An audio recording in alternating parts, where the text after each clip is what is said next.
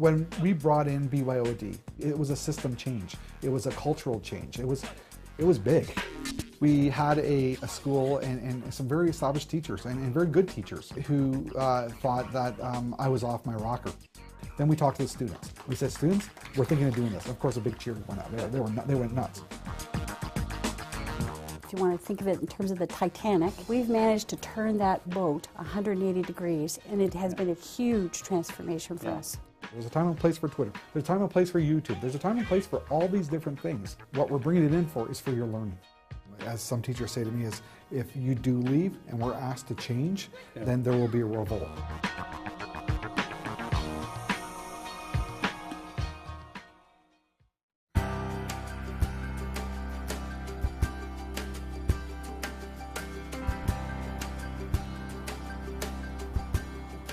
Andreas, how are you? I'm great, thank you. Welcome to William G. Davis. Thank you.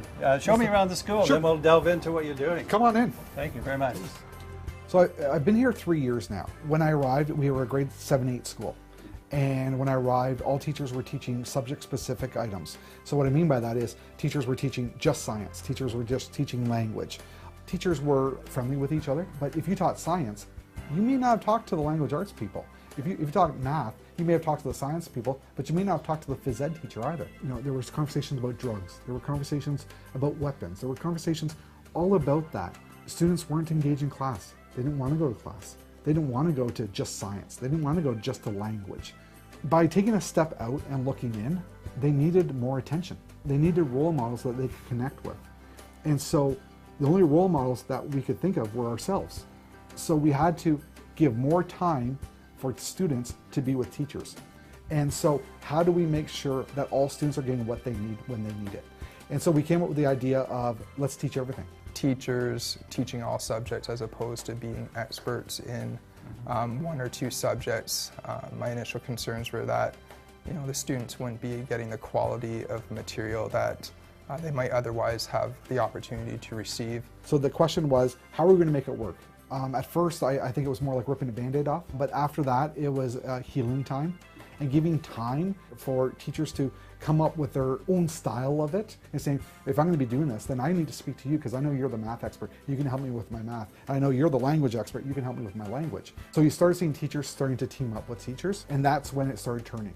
We talked about some of the activities that we could use to teach probability and also how we could integrate it with other subject areas. And we talked about language being a good fit. So the journey began really there. When I walked through the door, observed. Obviously when you come into a new place, you don't just go right away and go right into the change process. You have to learn the culture first before you do something with it. When I began here, we had computer labs. We had one lab upstairs on the 3rd floor. So it was functional.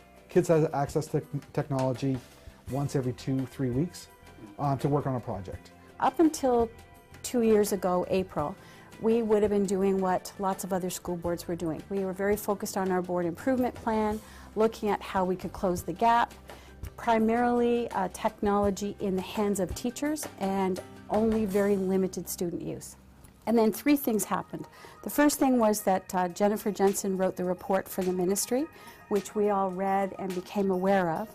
We then went to the UPSOA conference and listened to Chris Kennedy from BC and then Will Richardson.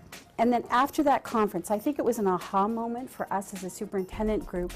We put together a team of 11 principals and sent them to Vancouver for 4 days to visit schools and to find out what they did, how they did it, and how they developed their 21st century vision. And what it was about was bring your own device.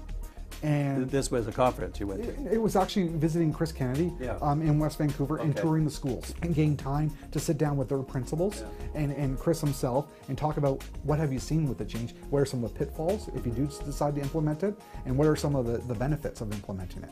Simultaneously to that, the director's office was also getting very excited about what they were hearing and approached our trustees about really supporting a move towards 21st century teaching and learning, and also Peel becoming a board that supported Bring Your Own Device, BYOD. The trustees agreed to commit $7 million of our reserves to put wireless in every school. and it has really gained momentum from there. When we had Will Richardson come up to kind of kick off our initiative, at the end our director thanked him and then kind of did the big reveal that we're going to BYOD, we're going to give you the tools that you and your students need to be successful, and there was a spontaneous standing ovation. The frustration was, why do students have to wait until they're done university? Why can't we just start now? Right. With the tools, and technology gives you those tools to just start now.